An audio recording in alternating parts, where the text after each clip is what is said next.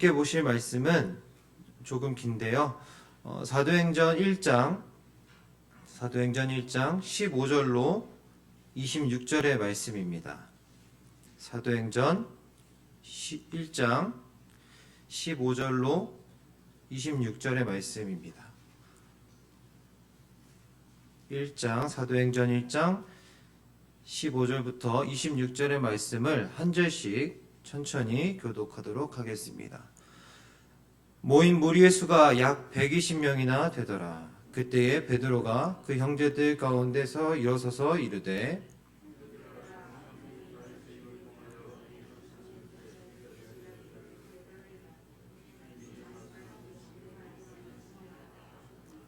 이 사람은 본래 우리의 수 가운데 참여하여 이 직무의 한 부분을 맡았던 자라.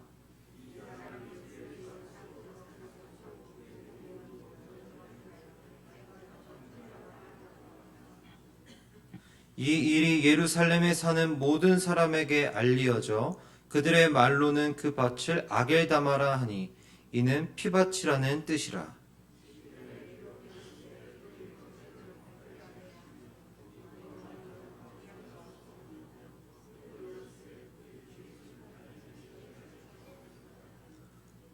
이러함으로 요한의 세례부터 우리 가운데서 올려져 가신 날까지 주 예수께서 우리 가운데 출입하실 때에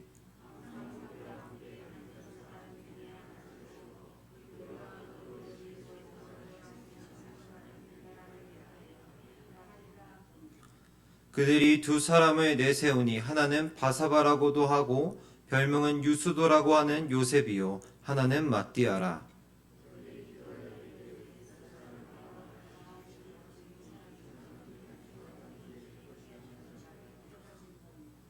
봉사와 및 사도의 직무를 대신할 자인지를 보이시옵소서. 유다는 이 직무를 버리고 제 곳으로 갔나이다 하고 제비 뽑아 matti아를 얻으니 그가 11사도의 수에 들어가니라. 아멘. 오늘 본문에서 가룟 유다를 대신할 12번째 사도를 뽑는 장면이 보여주고 있습니다. 나타나고 있습니다. 마가복음 3장 14절에 보면 예수님께서 처음 제자들을 부르시고 12를 세우셨다는 말씀이 있습니다. 예수님께서 12제자를 부르시고 그들을 세우셨을 때 이 세우셨다는 말을 직역해 보면 창조하다, 만드셨다라는 뜻으로 직역할 수 있습니다. 우리 주님께서 12제자를 부르신 이유는 단순히 이스라엘 가운데에 또 하나의 경건한 공동체를 세우기 위함이 아니라 주님께서 12제자를 세우신 이유는 그들을 통해 무너지고 와해되어진 이스라엘의 12지파를 회복하시고 새로운 이스라엘을 창조하기 위하였다. 창조를 시작하셨다라고 볼 수 있습니다. 이처럼 12제자가 상징하는 바는 예수님께서 성령의 강림을 통하여 회복하시고자 하는 새 이스라엘의 초석이었기 때문에 이 12제자의 수는 반드시 회복되어야 하는 것이었습니다. 예수님의 제자 베드로도 주님의 가르침을 따라 사도들의 중요성을 알았기에 제자를 뽑으려고 12번째 제자를 뽑기 위해 무리 중에서 일어나서 이야기합니다.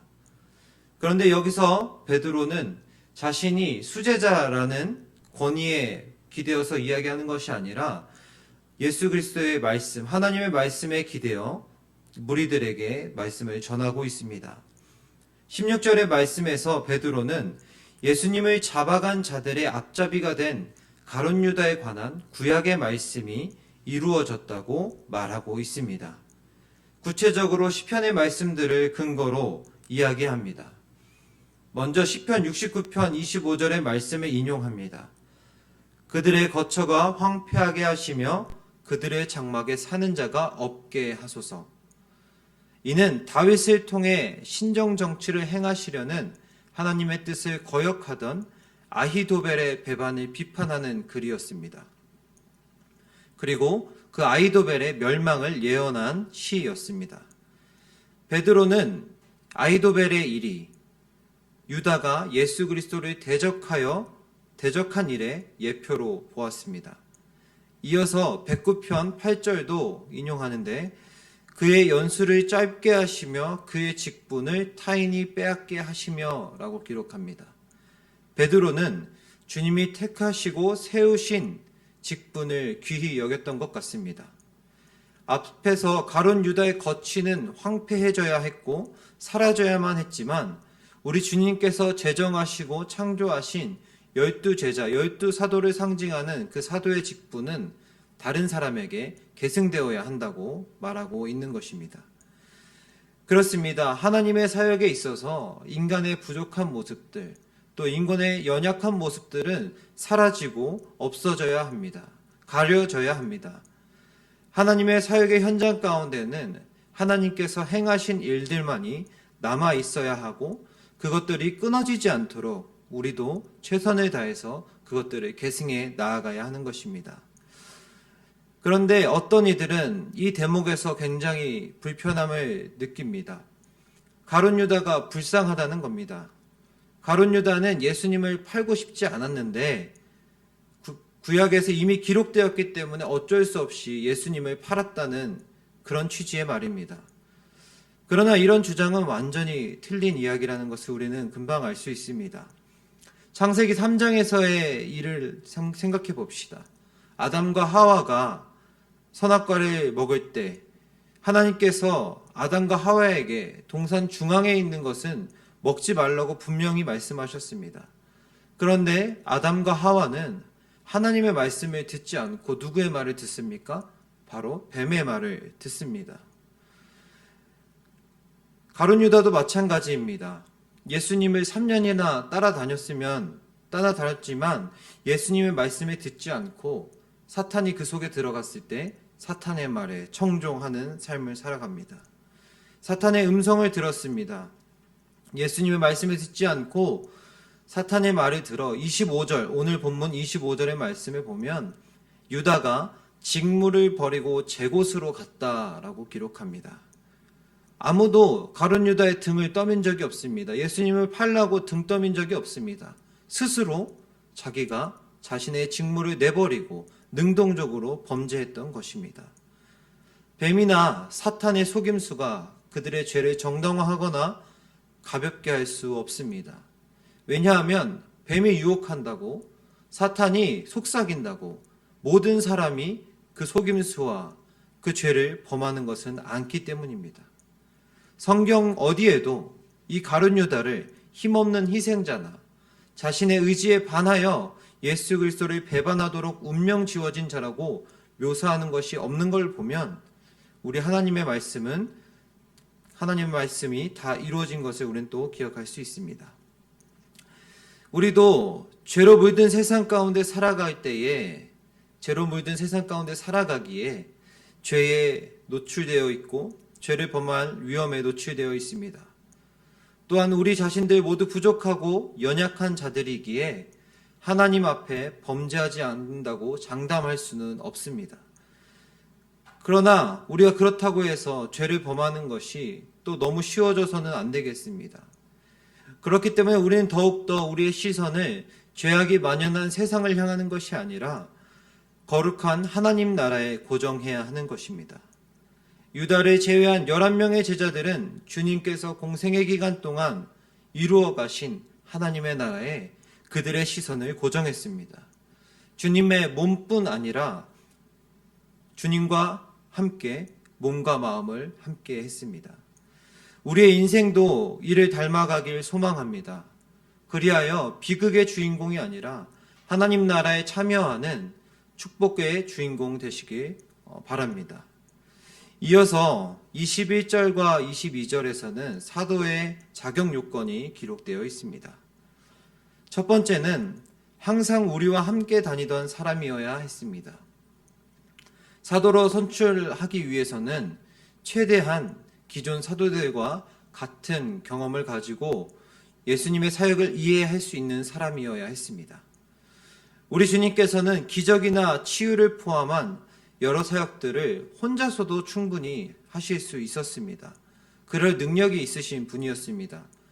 그런데 주님께서는 12제자를 부르셨고 그들을 데리고 다니셨습니다. 그것은 바로 자신과 함께하는 제자들로 하여금 직접 보고 배우게 하기 위함이었습니다. 다시 말해 우리 주님께서는 책이나 말로 제자들을 가르치신 것이 아니라 자신의 삶으로 전인격적인 교육을 제자들에게 하셨던 것입니다. 우리는 이를 통해 사도의 조건이 예수님을 지식적으로만 아는 것이 아니라 그분과 동고동락하며 그분과 인격적인 교류를 나누었던 사람이어야 한다는 것을 알 수 있습니다. 두 번째로 사도의 조건은 예수님께서 부활하심을 증언할 사람이라고 기록합니다. 이 말씀은 1장 8절, 사도행전 1장 8절의 말씀에 부합하는 말씀입니다. 증인이 된다는 것은 예수님의 순환과 부활, 승천을 세상 가운데 알리는 자가 되어야 한다는 의미입니다. 그러나 이는 오늘날 복음을 전파하는 것보다, 우리가 지금 전도하는 것보다 훨씬 더 위험한, 그리고 훨씬 더 힘든 일을 감수해야 가능했던 일들이었습니다. 아주 두렵고 떨리는 일이었습니다. 실제로 역사적으로 예수님의 증인들, 그리고 12사도들은 모두 순교당했습니다. 오늘날을 살아가는 우리도 사도의 조건을 깊이 묵상하고 마음에 새겨야 합니다. 왜냐하면 오늘날 주님의 이름을 전하고 하나님의 증인이 되어야 하는 사람들은 바로 우리이기 때문입니다. 증인이 되기 위해서는 우리가 먼저 주님을 깊이 묵상하고 우리의 전인적인 삶을 통하여 하나님을 경험해야 합니다. 우리 주님을 지식적으로 아는 것이 아니라 하나님과의 깊은 교제를 통해서 우리의 삶이 늘 주님과 동행하는 삶이 되어야 합니다. 우리 주님께서 우리의 삶의 자리에서 역사하시는 일들을 경험해야 하는 것입니다. 비록 수천 년 전 예수님의 공생애를 우리는 경험할 수 없지만 하나님께서 지금 우리에게 허락하신 신앙 공동체가 있습니다. 가정이 있고 직장이 있고 또 여러 모양으로 우리에게 허락하신 공동체가 있습니다. 그 가운데 우리가 하나님의 나라를 선포하며 하나님과 동행하는 자들 되어야겠습니다. 그리고 우리는 마침내 부활의 주님을 증언하는 삶을 살아가야겠습니다.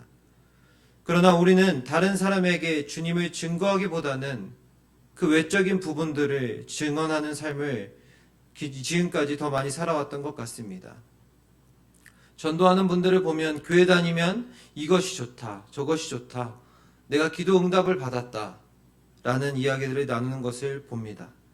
물론 이런 내용들이, 이런 나눔들이 사람들로 하여금 교회로 이끄는데 도움이 되고 또 중요합니다.